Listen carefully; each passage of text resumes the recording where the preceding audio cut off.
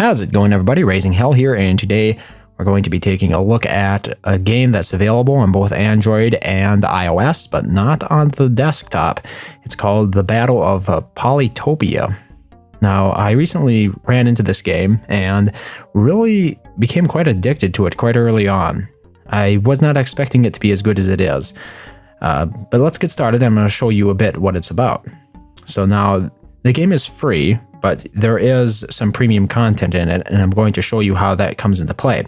So there are a couple of game modes. One's called Perfection, and one's called Domination. Perfection, it basically is where you're given a certain amount of time, a certain number of turns, to complete certain objectives, and Domination basically means wiping out all the other civilizations in the game.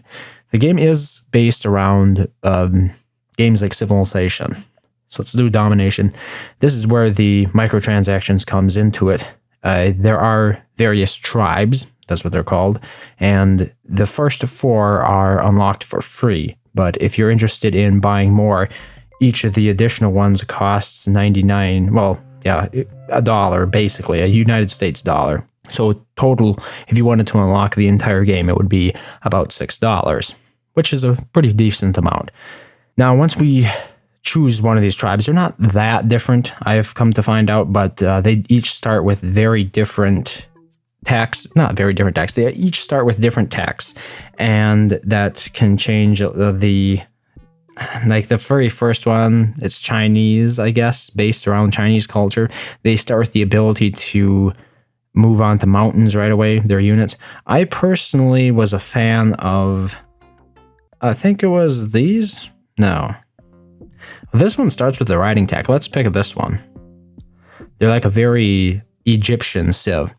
And then you can set up the number of opponents. Now, apparently you can have as many as 9 opponents if you have all of them bought and unlocked. But when you're going with the free version of the game, you're only going to have a total of 3 at most.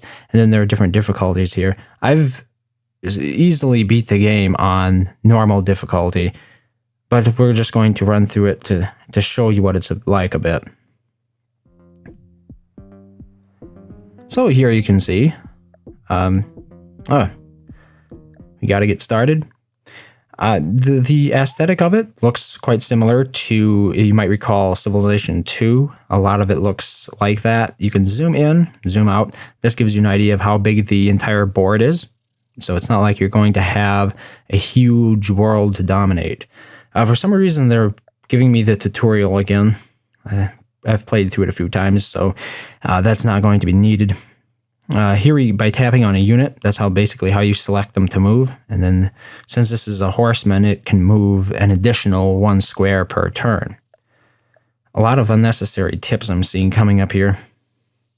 Okay, so now, one of the things, the basic premise of what you're supposed to do is that you sort of build, expand, and conquer, like most 4X games, but it's a much more simplified formula. So instead of having to build buildings and stuff, you basically just have some units that you can build. Right now you only have 2, but when you research more text, you'll see this goes up. One tech we can research right now is this one, Organization. Let's research that. That used up all of our stars. We had to spend stars. Stars is like a currency that a lot of things require.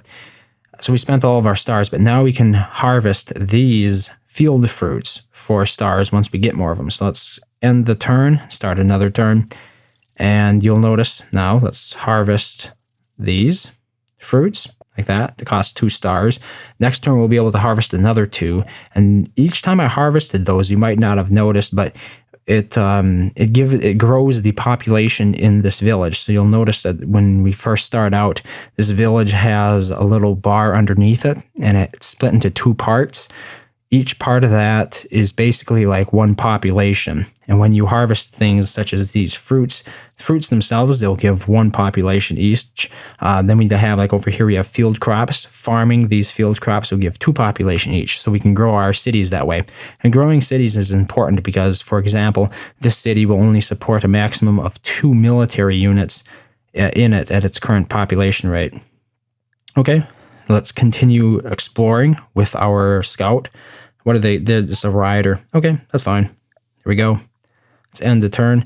And now we have another 2 stars. Let's go ahead, harvest that fruit, and you'll notice the city grows. So it's grown up another level, and it gives us the opportunity to choose a bonus that comes along with leveling up. If we choose +1 as the workshop, that will give the city 1 star. So that means instead of generating 3 stars per turn, after the upgrade, it will now generate 4 stars per turn. So we essentially doubled the rate at which we are making stars. And stars are very important. They're like production. They're like gold. Unfortunately, we really haven't come across any additional cities to capture. So we're just going to continue on this way. I think we've come across another civ there.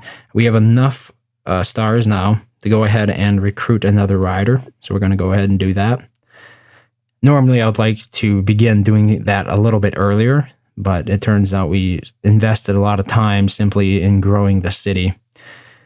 No, this is a very bad roll. You'll get these from time to time because the entire thing is randomly generated, but I usually do not get rolls that are quite this bad, even on normal difficulty. So that's a little bit strange and a little bit disappointing, but I did some more research there, unlocked fish. So now that if there are any fish within the borders of my cities, I can go ahead, tap on them, and much like those desert fruits, I can harvest them to grow the population in my city right there. Yeah, it's a little bit too bad that this is going to be a real sucky game, but there we came across our first village. Yeah, looks like there's only going to be 1 this game. So by moving your units onto those villages, you can capture them. And then once you capture them, they'll sort of turn into your cities. That's basically how you can expand your... Let's harvest these fish here. It's basically how you go about expanding your empire, is by using those. So there we go. It's been there 1 turn. The rider's been there 1 turn, and now we have a second village. Very nice. Let's see if we can find another village. Right there is 1. So we'll be moving there next turn, I suppose. Let's take a look at the tech tree. We have 10 stars. Probably want to go ahead and research farming. Now you'll see that all of these little locations here are glowing because they're available to be farmed. Let's end the turn. We met another civilization, the Bardoor. They seem a bit hostile and greet you suspiciously. Now, I don't think there is actually any sort of diplomacy in this game. I have had it where civilizations will meet you and they won't fight you right away. But inevitably, it seems like you always end up fighting, so just be a bit cautious there, especially on higher difficulties. Let's go ahead and farm one of these fields.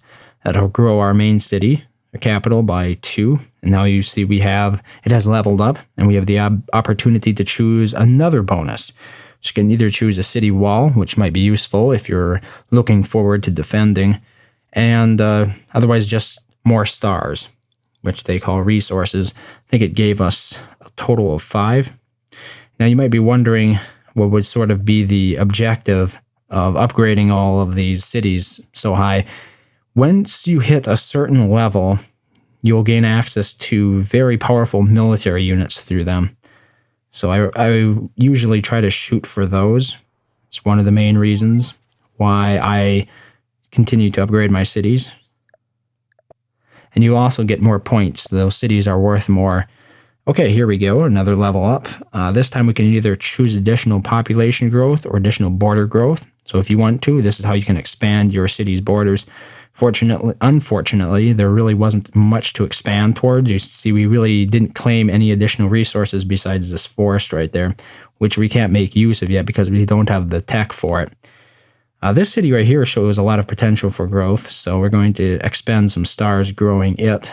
And I'm pretty much pigeonholed into this area. There's really no way to expand from here aside from attacking those dudes. In general, you don't want to attack ground units with mounted units because mounted units are weaker. So I'm just going to leave him alone for now. This one, let's do Explorer once to sort of demonstrate what that is. It automatically gives you this little Explorer dude who will go around and scout out the terrain in the general area. On average, I don't find it all that incredibly useful to use those options because you're sort of sacrificing long-term gain for short-term growth. And since you can't predict where exactly the little dude is going to go exploring, he could just cover ground you've already uncovered yourself. So we have some progress here. It's not very good. Overall, I would say this is probably one of the worst games I've had the privilege of playing, which is a bit of a disappointment because that's what ends up getting captured on video, you know, a real kick in the teeth, if I might make so bold. But here we have sort of the game's objectives. So as you can see right now, I currently am leading in terms of score, but I don't feel like I'm in a very powerful position, unlike other games. We have tasks. So far, only have one unlocked, and that is to create a city with level 5. Create a city with level 5. That's a very unusual way of wording it, but what it means is grow one of your cities to level 5. I believe this city is level 4. Yes, right now, right there it says it's level 4. When looking at researches here, there's going to be the ability to complete and unlock additional objectives. So you already were aware of the city. Right here, for example, if we completed meditation and unlocked it as a research, it would unlock the pacifist sort of victory objective or goal. And what happens is once you complete those objectives, it will give you a building, a special building that you can build on in your territory. And this also grows cities. The games do take a bit of time. Like obviously so far, I would say 30 minutes a piece on average. Depends. Like if you play Domination, it might take longer because you're no longer timed. And I'm not really sure why exactly the game decided to start giving me a tutorial again. It's quite baffling given the fact that I've played just about every civilization that was available for free. If we go to new game, for example, you can see all of these civilizations. I got 2 stars on each of them. That's 4 of them there. And then the same goes for Domination. Got 4 stars. I got 2 stars across all 4 of the ones that are available for free. So that is what is known as Polytopia. It is available on both the Android or the Google Play Store as well as the iOS App Store. It is not available on Steam or anything like that, so you're pretty much limited to playing it on a tablet or a phone. I personally am playing it right now on an iPad Mini 4, and it has worked quite well. It's also available on phones. It doesn't require a tablet, but the tablet would probably be the ideal experience. But anyway, yeah, I had quite a bit of fun with it, and I thought, even though I just recently did, like the last video actually was a first impressions, thought I would go ahead and talk about the Battle of Polytopia while it was still on my mind and while I was still really excited about it. So thank you very much for watching, and I hope to see you next time.